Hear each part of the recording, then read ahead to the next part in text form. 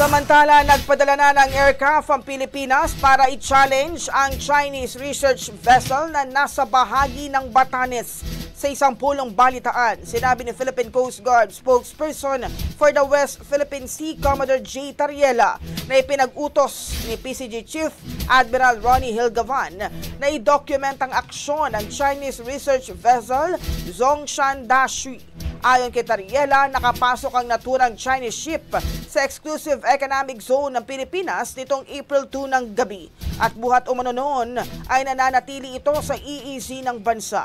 May nabubuo rin umano itong pattern na reverse na letrang D, kaya posibleng nagsasagawa ito ng maritime scientific research. Mababatid na noong Sabado ay na-deploy ng PCG ang BRP Cabra matapos ma-monitor ang China Coast Guard Vessel 3302 na papalapit naman sa Zambales.